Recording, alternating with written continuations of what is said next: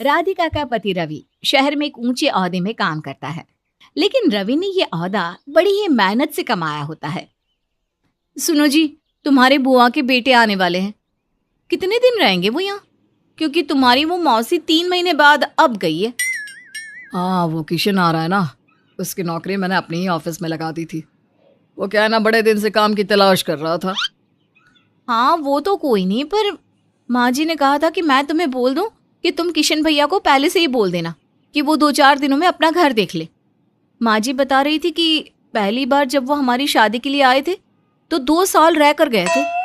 हाँ हाँ, पर उस वक्त की बात अलग थी। कोई ना, मैं बोल दूंगा। राधिका के घर रवि की बुआ का बेटा आ जाता है और फिर, अरे राधिका, ये देखो मैंने तुम्हारे लिए क्या लाया हूँ। ओ कितना प्यारा सूट है भैया। क्या बात है किशन, भाई के लिए भी कुछ लेता होता। हाँ हाँ, क्यों नहीं, पर भाभी को खुश रखना जरूरी है। चलो मैं नीचे जा रहा हूँ, सब्जी तरकारी कुछ लाना है तो बता दो। हाँ वो आलू खत्म हो रहे हैं तो, लेकिन आपको पता है कहाँ मिलेंगे? हाँ हाँ, क्यों नहीं, मैं तो इस एरिया में 2 साल रह चुका हूँ, एक एक दुकान वाला जानता है मुझे। बस रवि जल्दी से कुछ पैसे दे दे आलू लाने के लिए। वो क्या है ना, देर हो गई तो वो कल्लू की दुकान बंद हो जाएगी। राधिका को बड़ा गुस्सा आता है कि 1 किलो आलू के पैसे भी रवि से लेगा। अगले रोज, राधिका, राधिका रेडी हो गई? चलो तुम्हें ऑफिस छोड़ते हुए मैं भी चला जाऊंगा। क्या बात है, मियाँ बीवी दोनों साथ साथ। हाँ यार, महानगर की जिंदगी पता ही है ना, 2 पहिया है, दोनों मियाँ बीवी बैठ कर निकल जाती है। राधिका जैसे तैसे निकल कर आती है। सुनो, आज तुम जाओ, मैं अकेले चली जाऊंगी। वो क्या है ना, भैया का नाश्ता भी तो बनाना है, वक्त लग जाएगा और तुमको देर ना हो जाए। ये हुई ना बात। वो क्या है ना, मैं भी बस से जाता हूँ तो बहुत परेशान हो जाता हूँ। अब रवि और मेरा ऑफिस एक ही है तो साथ ही निकल जाएंगे। हाँ पर वो तो मैं जाती हूँ रोज, आज थोड़ा वक्त हो रहा था तो खैर। राधिका उस रोज अकेली बस के धक्के खाते हुए ऑफिस जाती है और वापसी के वक्त, राधिका वो क्या है ना, किशन मेरे साथ है तो तुम बस से ही घर चली जाना ना। अरे लेकिन आज मैं बहुत थक गई हूँ तो खाना। अरे हाँ हाँ, चिंता ना करो, खाना बाहर खा लेंगे बस। ऐसा पहले भी होता था, जब राधिका थक जाती थी तो रवि और वो बाहर खाना खा लिया करते थे, लेकिन अब तो किशन भी है तो होटल में। तो क्या खाना है मैडम? अरे तुम भी कैसी बात कर रहे हो, जो हमेशा खाते हैं, तड़का दाल और तंदूरी रोटी। बजट फ्रेंडली क्यों? अभी बुलाता हूँ वेटर को। रवि वेटर को बुलाता है। जी सर, क्या लेंगे, क्या लगा दूं? रवि और राधिका कुछ बोलते उससे पहले ही किशन, एक काम करो, एक बटर मसाला पनीर, रायता, दाल मखनी और हाँ एक तंदूरी ले आना, ठीक है ना? क्या बोलते रवि और राधिका।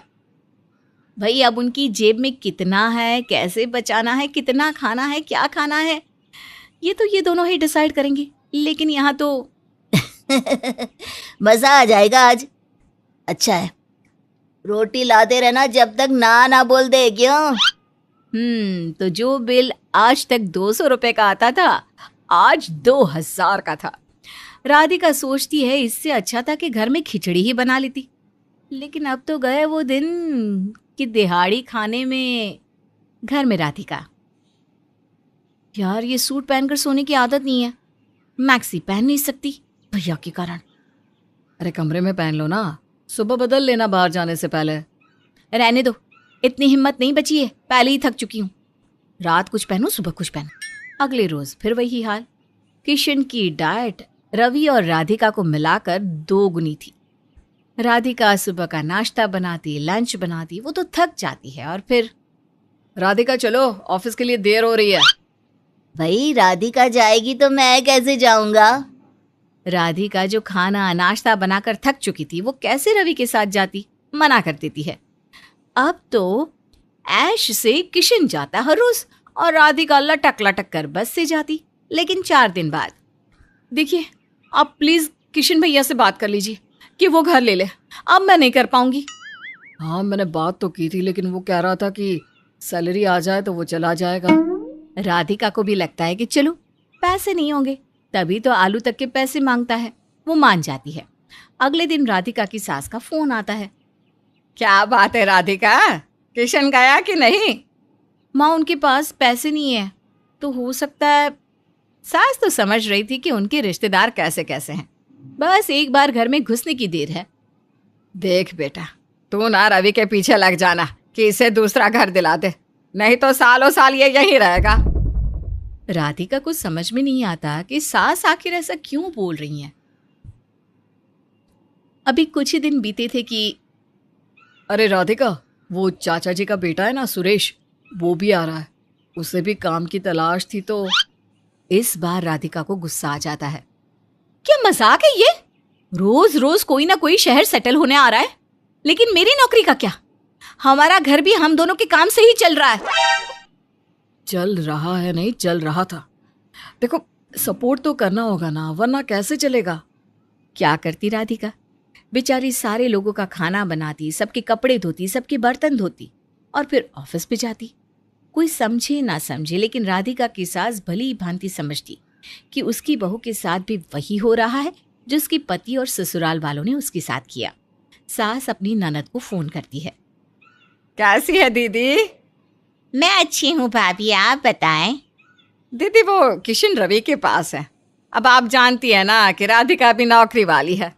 किशन और भैया के बेटे के कारण वो नौकरी पर ध्यान भी नहीं दे पा रही। तो घर संभालने के लिए किशन की बीवी को आप ना शहर भेज दे। फिर तो किशन को अलग घर लेना ही है, उसकी बीवी भी शहर के तौर तरीके देख लेगी। नहीं नहीं दीदी, राधिका को बोलो कि बहू है, ससुराल वालों का ध्यान तो रखना ही होगा। अब किशन की बीवी यानी हमारी बहू हमें देखे कि राधिका की गृहस्थी देखे हैं? सास को गुस्सा आ जाता है। ये सही है, एक तो बेटा फ्री में रह रहा है, नौकरी लगा कर दे दी, लेकिन फिर भी उसकी बहू को परेशानी झेलनी पड़ रही है। लेकिन क्या करे, जब उनका खुद का बेटा नहीं समझ रहा तो किसी से क्या उम्मीद करे। वहीं अब राधिका के ससुराल में किसी न किसी का आना जाना लगा ही रहता है। फिर एक रोज, राधिका, वो शाम को ना किशन के घर से उसकी बीवी और बच्चे आ रहे हैं, तो खाने में नॉनवेज बनाना। हाँ राधिका, वो क्या है ना, माँ बेचारी नॉनवेज खाने को नहीं देती, तो बोल रही थी कि भाभी को ही बोल देना तेरी कि चिकन बना ले। हाँ, पर आज तो मेरा व्रत है, कल देखती हूँ। हाँ, तो तुम नहीं खाना ना। बेचारी का मन भी था कि वो नॉनवेज खाए, क्या करूं मैं। रवि राधिका को आंख दिखाता है। राधिका भी क्या करती, वो भी सोच लेती है कि ये उसी के घर में रहकर तानाशाही वाला खेल नहीं चलेगा। वहीं शाम को, ओहो दीदी, कैसी हो? बड़े दिन से मन था कि शहर आऊं। वाह, कितना प्यारा घर है आपका। अब तो तुम्हारा भी शहर में प्यारा घर हो जाएगा। बच्चे का एडमिशन भी देख लो। ना ना, कहाँ दीदी, अब तो जानती है ना, मेरा मायका भी गांव के पास ही है, मैं ना हूँ शहर। बाकी ये तो यहाँ रह रहे हैं। वैसे भी शहर में किराए का मकान लेना बड़ा महंगा होता है ना दीदी। राधिका हैरान कि भाई तेरा पति हमारे घर में रहेगा हमेशा के लिए, ये कब डिसाइड हुआ? और हो भी गया है तो एक बार तो बता दो या पूछ लेते कि हमें तो कोई प्रॉब्लम नहीं है। लेकिन किशन की सैलरी तो अच्छी है, वो घर अफोर्ड कर सकता है। और वैसे भी दूसरे के घर में कब तक। अरे भाभी, कैसी बात कर रही हैं? हम परिवार हैं। पापा जी भी यहाँ 13 साल थे, यहीं रहकर उन्होंने किशन को पढ़ाया लिखाया। हाँ, लेकिन तब मेरी सास का जमाना था, तब शायद हालात कुछ और थे। माँ जी घर में रहती थी, लेकिन मैं नहीं। तुम आकर यहाँ रहो, घर का काम करो मेरे साथ मिलकर, फिर मुझे कोई दिक्कत नहीं है। जब तुम वहां सोकर उठती हो ना, तब मैं यहाँ तुम्हारे पति को सुबह का नाश्ता कराकर दिन का खाना बांधकर भेज चुकी होती हूँ। वैसे भी पति को संभालना पत्नी का काम होता है, ना कि रिश्तेदारों का। किशन सारी बात सुन रहा था। राधिका, किशन बोल रहा है कि वो चला जाएगा। मैं सब जानती हूँ। पिछली बार भी किशन भैया हमेशा ये कहते थे कि वो चले जाएंगे। बार बार हम बेशर्मों की तरह कहते थे जाने के लिए, लेकिन वो कहीं नहीं जाते थे। लेकिन अब बस, किसी बेसहारा को सहारा देना पुण्य है, लेकिन किसी ऐसे इंसान के लिए खुद को परेशान करना जिसका मकसद खुद के पैसों को बचाकर दूसरों के सहारे रहना हो, ऐसे लोगों का सहारा नहीं बनना मुझे। और नॉनवेज आज नहीं बनेगा क्योंकि आज मेरा व्रत है। मैं सोने जा रही हूँ। कल सुबह का सारा काम किशन भैया की बीवी करेगी। Good night. राधिका कमरे में आ जाती है और सास को फोन करके सारी बात बताती है। ठीक किया राधिका, ये काम मैं जीवन भर नहीं कर पाई और घर को आश्रम बनाकर रख दिया। वेरी गुड बेटा। अगली सुबह किशन की बीवी और राधिका मिलकर घर का सारा काम करती है। राधिका ऑफिस जाती है और शाम को जब लौटती है तो मैंने ना 2 घर देख लिए हैं, इस बार शिफ्ट हो ही जाऊंगा। बिल्कुल भैया, भले ही आपको मेरी बात बुरी लगी हो, लेकिन दूर का प्यार ना हमेशा बना रहता है। आते रहिएगा। अब कोई भी रिश्तेदार आता तो कुछ दिनों के लिए, ना कि सालों साल के लिए। अरे भाई, भाभी के फोन पे फोन आ रहे हैं और तू बस फोन काट कर हमारे साथ बातों में लगा हुआ है। भाई क्यों नहीं उठाता फोन भाभी का? अरे यार, अब मेरे बर्दाश्त की हद पार हो गई है। पता नहीं किस घड़ी में मैंने शादी करने के लिए यहाँ बोल दी थी। अरे मेरी जिंदगी की वाट लगाकर रख दी तेरी भाभी ने। तेरा मतलब क्या है? तू भाभी के साथ खुश नहीं है क्या? अरे भाई, तेरी भाभी के साथ मैं तो बहुत खुश हूँ, लेकिन मेरी माँ उसके साथ खुश नहीं है। मेरा घर ना अखाड़ा बन गया है, अखाड़ा, जहाँ दिन भर ये दोनों सास बहू दांव पेच खेल कर एक दूसरे को पटखनी देने के तरीके सोचती रहती हैं। अरे भाई, ये क्या बोल दिया तूने? सेम यही स्टोरी मेरे घर में चल रही है।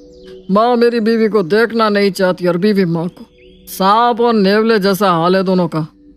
ऋषि भाई, जतिन की अभी शादी नहीं हुई है ना, इसलिए ये अभी हमारा दर्द नहीं समझ सकता। जब तक ये शादी का लड्डू खा ना ले, इसका स्वाद ललचाता ही रहता है, और खाने के बाद बंदा जीवन भर यही सोचता है, मैंने ये लड्डू चखा तो क्यों चखा। हाँ, खुद तो दोनों शादी करके बैठे हुए हो और मुझे ज्ञान दे रहे हो कि मैं शादी ना करूं। देख भाई, तू कुएं में कूद जा, मैं तुझे नहीं रोकूंगा, लेकिन शादी मत करना मेरे भाई, शादी मत करना। जिंदगी की वाट लग जाती है, ना हंसा जाता है ना रोया। बीवी की मानो तो माँ ताने देती है, माँ की सुनो तो बीवी मुंह फुला लेती है। अरे यार, अपने ही घर में बंदा हंसना भूल जाता है। दोस्तों की बात सुनकर मनीष वाकई में बहुत परेशान हो गया था, क्योंकि वो अक्सर अपने दोस्तों से सास बहू के झगड़े की कहानियां सुनता रहता था।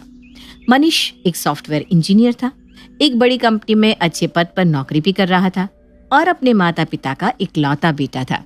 शादी की उम्र हो गई थी, इसलिए घर वाले शादी के लिए दबाव डाल रहे थे। मनीष बेटा, इतने रिश्ते आ रहे हैं, मुझे समझ में नहीं आता रिश्तेदारों को क्या कहकर मना करूं। तेरी ताई जी तो कब से मुंह बनाए बैठी है कि पता नहीं हमें उनकी बताई लड़की से अपने बेटे की शादी करने में क्या एतराज है। अब बताओ क्या जवाब दे? यही कि हमारा बेटा ब्रह्मचारी बनकर रहना चाहता है, वो शादी नहीं करेगा। अरे मम्मी, मेरी शादी की चिंता में ताई जी क्यों घुली जा रही है? आप उनको बोल दो कि जब मेरा मन करेगा तब मैं शादी कर लूंगा। अरे अभी मेरी इच्छा नहीं है तो कोई जबरदस्ती है क्या? ठीक कहती थी तुम्हारी दादी कि एक लड़का और पैदा कर लो।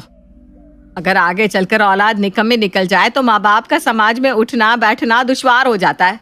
अरे कितनी उम्मीदें लगाई थी कि बेटे की शादी करके बहू लाऊंगी और अपने सारे अरमान पूरे करूंगी। मुझे क्या पता था कि मेरा नालायक बेटा शादी करने के लिए तैयार ही नहीं होगा। मुझे तो लग रहा है कि ऐसे ही अरमान अपने दिल में दबा कर ही मुझे दुनिया से विदा लेना पड़ेगा। आपको पता है ना मम्मी, मुझे ये सब इमोशनल ड्रामा एकदम पसंद नहीं है, लेकिन आपको अच्छे से पता है ये आपका आखिरी तीर होता है और जो हमेशा निशाने पर ही लगता है। इसीलिए आप हर बार यही पत्ते फेंक कर बाजी जीत लेती हैं। पहले तो आप लोग रोना धोना मचाकर बेटों की शादी करवा देती हो, और फिर उसके बाद जब बहू आती है तो उसका जीना हराम कर देती हो। बहू को सताने के अरमान रहते हैं क्या आपके मन में? देख लो, कलयुग आ गया बिल्कुल। अरे बेशर्म है एकदम ये लड़का। अपनी माँ से इस तरह बात करती हुई शर्म नहीं आ रही तुझे? मैं कोई चुड़ैल डायन हूँ क्या जो तेरी बीवी को आते ही खा जाऊंगी? अरे इतने लाड़ से रखूंगी ना अपनी बहू को कि 4 लोग देखेंगे तो चक्कर खा जाएंगे कि ये माँ बेटी जा रही है या सास बहू। मम्मी, मुझे नहीं करनी शादी, आपको समझ में क्यों नहीं आता? अरे बेटा, अगर तुझे कोई और लड़की पसंद है तो बता दे, मैं तो उसमें भी राजी हूँ, मुझे कोई दिक्कत नहीं है। बस तू मेरी बहू को ले आ। मैं खूब समझता हूँ मम्मी, पहले तो आप लोग सीना तान कर बहू को लेकर आते हैं और फिर 4 दिन बीतते नहीं कि उसकी हर बात में खराबी नजर आने लगती है। और अपने दोस्तों की कहानियां सुन सुनकर बहुत एक्सपीरियंस हो गया है मुझे, इसीलिए मैं उस इमोशनल ड्रामे में फंसने वाला नहीं हूँ। मनीष अपनी शादी को टालने की जितनी कोशिश कर रहा था, उसकी माँ उतनी ही शिद्दत से उसके पीछे पड़ी हुई थी। लगता है मम्मी ऐसे नहीं मानने वाली। मुझे इस प्रॉब्लम का कुछ परमानेंट सॉल्यूशन ढूंढना ही पड़ेगा। क्यों ना मैं एक ऐसा रोबोट बनाऊं जिसे देखकर माँ की बहू वाली कमी भी पूरी हो जाए और मुझे भी इस शादी के झमेले में फंसना ना पड़े। और सबसे बड़ी बात, रोबोट होगा तो उसकी प्रोग्रामिंग मैं अपने हिसाब से कर सकता हूँ। मैं अपने रोबोट की प्रोग्रामिंग ही ऐसी करूँगा कि उसमें सास बहू की लड़ाई वाला कोई प्रोग्राम ही नहीं होगा, इसलिए लड़ाई होने का सवाल ही पैदा नहीं होता। मनीष को अपनी प्रॉब्लम का सॉल्यूशन तो मिल गया था, लेकिन एक बहू जैसा रोबोट बनाना इतना आसान काम नहीं है। महीनों की मशक्कत के बाद आखिर मनीष एक रोबोट बनाने में कामयाब हो जाता है और उसे लेकर अपनी माँ के पास जाता है। मम्मी, आप कहती थी ना अगर मुझे कोई लड़की पसंद है तो मैं उसे ले आऊं, अब आपको उससे कोई दिक्कत नहीं होगी तो ठीक है, आज मैं आपको उस लड़की से मिलवाने वाला हूँ जिससे मैं प्यार करता हूँ। सच में बेटा? अरे काली गोरी छोटी मोटी जैसी भी होगी ना, मुझे सब पसंद है, बस बेटा तू शादी कर ले। मम्मी, आप नाराज मत होना, लेकिन मैंने और कीर्ति ने पहले ही मंदिर में शादी कर ली है। आज से कीर्ति आपकी बहू है। अरे बेटा, ऐसे घर से भागकर शादी करने की क्या जरूरत थी? मैं तो कब से तेरे पीछे पड़ी हूँ कि तू शादी कर ले। तू एक बार कह कर तो देखता बेटा, मैं तो खुशी खुशी तेरी शादी तेरी ही पसंद की लड़की से करवा देती। चल कोई बात नहीं, अब जब तूने शादी कर ही ली है तो कोई कुछ नहीं कर सकता। अरे तू बहू को लेकर अंदर तो आ, उसे बाहर क्यों खड़ा कर रखा है? मैं आरती की थाली लेकर आती हूँ। शशि आरती की थाली लेकर आती है और अपनी बहू कीर्ति का कुमकुम लगाकर स्वागत करती है और बड़े ही प्यार से उसे घर के अंदर लेकर जाती है। ऐसे तो कोई तू होर की परी भी नहीं है, ऐसे कैसे तुझ पे इतना लट्टू हो गया कि मंदिर में शादी करके तुझे घर ले आया? आपने बिल्कुल ठीक कहा मम्मी जी, मैं कोई हुर की परी नहीं हूँ, मैं तो कीर्ति हूँ। हाइट 5 फुट 2 इंच, रंग गेहुआ। और हाँ, मैं मनीष जितनी खूबसूरत भी नहीं हूँ, लेकिन फिर भी मनीष ने मुझसे शादी कर ली। अरे बड़ी खुशी खुशी अपने मुंह से अपनी बुराई कर रही है। किस मिट्टी की बनी है ये लड़की? अब तो बहू बनकर तो आ गई है, लेकिन ये बता घर के काम करने आते हैं या नहीं? मैं सब काम कर दूंगी, आप दिन को अगर रात कहेंगी तो मैं रात कह दूंगी मम्मी जी। हैं? इसे तो मेरी कोई बात बुरी ही नहीं लग रही। लगता है अच्छे से सिखा पढ़ा कर लाया है मनीष। कोई बात नहीं, मैंने भी इसे इसके असली रूप में ना ला दिया तो कहना। अगले दिन, अच्छा कीर्ति बेटा, ऐसा करना, पहले पूरे घर की सफाई कर दे, उसके बाद नाश्ता बना देना। और हाँ, टेरेस और सीढ़ियां भी ना रगड़ रगड़ कर साफ करनी है। ठीक है, सब हो जाएगा मम्मी जी। थोड़ी देर बाद, सब काम हो गया है, और कोई काम हो तो बता दीजिए ना मम्मी जी। क्या तूने सब काम कर भी दिया? अरे कोई भूत वूत है क्या तू? इतना बड़ा 2 मंजिला घर तूने 15 मिनट में साफ कर दिया? मैंने सब काम कर दिया है, आपको यकीन ना हो तो आप जाकर चेक कर लीजिए, सब कुछ बिल्कुल चकाचक हो गया है मम्मी जी। मैंने तुझे कहा था ना कि सफाई हो जाए तो नाश्ता बना लेना। यहाँ खड़े होकर मेरा दिमाग क्यों चाट रही है? फिर जा जाकर नाश्ता बना, मुझे जोर की भूख लग रही है। नाश्ते में क्या बनाना है ये तो आपने बताया ही नहीं मम्मी जी। अरे जो तुझे आता है वो बना ले। पूछ तो ऐसे रही है जैसे 56 भोग बनाने आते हैं तुझे। 56 नहीं, 105 तरह के बनाने आते हैं मम्मी जी। क्या? 105 तरह के? अरे किसी होटल से भागी हुई शेफ है क्या तू? 105 तरह के? मुझे तो लग रहा है कि कोई होटल का शेफ भी बनाना नहीं जानता होगा। आपने बताया नहीं आप नाश्ते में क्या खाएंगी मम्मी जी। अरे बेटा, काम ना करके सास को परेशान करने वाली तो मैंने बहुत सी बहुएं देखी हैं। तू पहली बहू है जो काम कर करके मुझे परेशान कर रही है। अरे कुछ भी बना ला बेटा, मुझे तो घबराहट सी हो रही है तेरे तेवर देखकर। ठीक है, जैसा आप कहें मम्मी जी। हे भगवान, ये बहू है या उल्टे पैर वाली भूतनी? काम का नाम लेते ही काम निपटाकर फिर मेरे सामने आकर खड़ी हो जाती है। अरे ऐसी कौन सी बहू होती है? कुछ देर बाद, आपके लिए नाश्ता बनकर तैयार हो गया है मम्मी जी। मनीष ने कहा था आपको आलू के पराठे, पनीर के पकौड़े और इडली सांभर बहुत पसंद है, इसलिए मैंने आपके लिए सब कुछ बना दिया है मम्मी जी। क्या कहा? सब कुछ बना लाई तू एक साथ? जी मम्मी जी, अब क्या करना है बताइए मम्मी जी। देख बेटा, अब तू जाकर अपने कमरे में बैठ जा। तू ऐसे सर पर खड़ी रहेगी ना तो मुझसे खाया भी नहीं जाएगा। मम्मी जी कहकर दिमाग हिलाकर रख दिया इसने मेरा। ठीक है, जैसा आप कहें मम्मी जी। धीरे धीरे दिन बीतते जा रहे थे। शशि चाहे बहू कीर्ति को जितना भी काम बता दे, उसके माथे पर जरा सी भी शिकन ना आती। जिन बातों पर अक्सर घरों में महाभारत छिड़ जाया करती है, उन बातों को भी कीर्ति मुस्कुराकर सुन लेती और अपने काम में लगी रहती। एक दिन, और बताओ मम्मी, क्या हो रहा है? आपकी बहू आपके साथ अच्छे से तो रहती है ना? क्या बात है, आप खुश नहीं लग रही हैं? पहले कहती थी शादी कर ले तो मुझे खुशी मिलेगी, अब मैं शादी करके बहू ले आया तो भी आपकी शक्ल पर 12 बजे हुए हैं। अरे बेटा, तूने शादी से पहले पता किया था कुछ इसके बारे में? पक्का लड़की ही है ना ये? कोई चुड़ैल वुड़ैल तो नहीं है? अरे मम्मी, बस शादी को कुछ दिन हुए नहीं, क्या आ गई आप अपने सास वाले रवैये पर? कल तक तो कहती थी काली गोरी छोटी मोटी कैसी भी ले आ, और अब मैं इतनी सुंदर सर्वगुण संपन्न बहू लेकर आया हूं तो वो भी आपको चुड़ैल नजर आ रही है। अरे बेटा, मेरा वो मतलब नहीं है, इतना तो मैं यकीन से कह सकती हूँ कि ये लड़की इंसान तो पक्का नहीं है। अरे कोई लड़की इतनी जल्दी इतना सारा काम कर ही नहीं सकती। इससे दिन के 8 घंटे भी काम करा लो तो इसके माथे पर शिकन नहीं आती, और हर बार आकर यही पूछती है और कोई काम है क्या मम्मी जी? अच्छा, तो वो बिना ननकुर किए आपके बताए सारे काम कर रही है, तो मतलब वो इंसान नहीं भूत प्रेत है, यही ना? अरे बेटा, उसमें बहू वाले कोई लक्षण ही नहीं है। मैं उसे चाहे जितना उकसा लूं, उस पर रत्ती भर भी असर नहीं होता। अरे ऐसी भी कहीं बहुएं होती है क्या? अब मुझे सब कुछ समझ में आ रहा है। मतलब यह है कि आपके अंदर की माँ बहू को प्यार करते करते थक गई है, इसलिए अब आपके अंदर की सास बाहर आना चाहती हैं। चूंकि कीर्ति आपको सास बनने का और घर में कलेश करने का मौका नहीं दे रही, तो आपकी ईगो हर्ट हो रही है। सही कहा ना? राम राम राम, देखो तो क्या जमाना आ गया है। आजकल के बेटे तो माँ को ही गलत ठहराने पर तुले हैं। अरे बेटा, अभी शादी को चंद दिन हुए हैं और तूने अपने सुर बदल लिए। अब चाहती क्या हो माँ? अगर बहू काम करने से इनकार कर दे तो आप कहेंगी बहू कामचोर है। अगर वो कहती है मैं काम करके थक गई, तो आप कहती जरा सा काम करके थक जाती है, बहू के अंदर जरा सा भी दम नहीं है। अब वो बेचारी भाग भाग कर आपका हुक्म बजा रही है, तो आप करिए कि वो इंसान नहीं है। अरे माँ, आपको तो सासों की कम्युनिटी का सरदार होना चाहिए। मतलब आपके अंदर तो सही और अच्छे गुणों को भी अवगुण बनाने की विशेष कला दी है भगवान ने। अरे लेकिन बेटा, रहने दो माँ।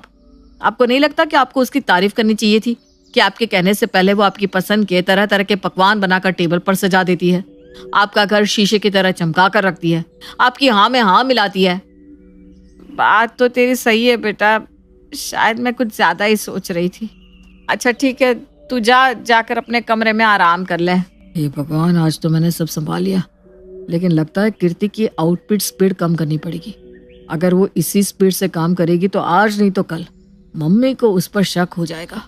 मनीष कमरे में जाकर कीर्ति की आउटपुट स्पीड को थोड़ा कम कर देता है ताकि उसकी स्पीड ह्यूमन स्पीड से मैच करने लगे। अगले दिन, बेटा, ये कॉलोनी में जो किटी होती है ना, उसका एनुअल सेलिब्रेशन है, तेरे लिए इनविटेशन आया है।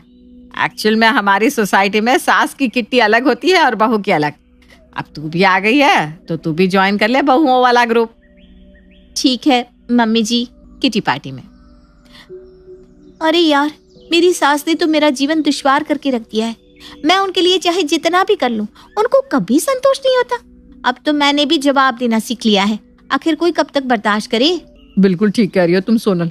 मेरी सास को भी ना बहुत शौक था मुझसे काम करवाने का। शुरू में तो मैं दिन भर काम में लगी रहती थी, कभी सफाई करती, कभी उनकी पसंद का खाना बनाती। लेकिन क्या बताऊं, मेरी सास का मुंह टेढ़ा ही रहता। फिर तो मैंने सीख लिया, एक कान से बातें सुनकर दूसरे कान से कैसे निकाली जाती है। अरे यार, हमारी शादियों को तो सालों बीत गए हैं और हम पके चावल होकर ढीठ बन चुके हैं। नई शादी तो कीर्ति की हुई है, इसके घर में जरूर रोज नए नए धमाके हो रहे होंगे। मेरे घर में तो अभी तक कोई धमाका नहीं हुआ। मतलब तुम्हारी इतने महीनों की शादी में अभी तक तुम्हारी सास के साथ कोई लड़ाई झगड़ा या बहस नहीं हुई? नहीं, बहस क्यों होगी? सास की हर बात खुशी खुशी माननी चाहिए। अरे क्यों माननी है भाई सास की हर बात? सास कोई भगवान थोड़ी ना है भाई। क्यों हमारे जैसी बहुओं का जीना मुश्किल करना चाहती हो तुम?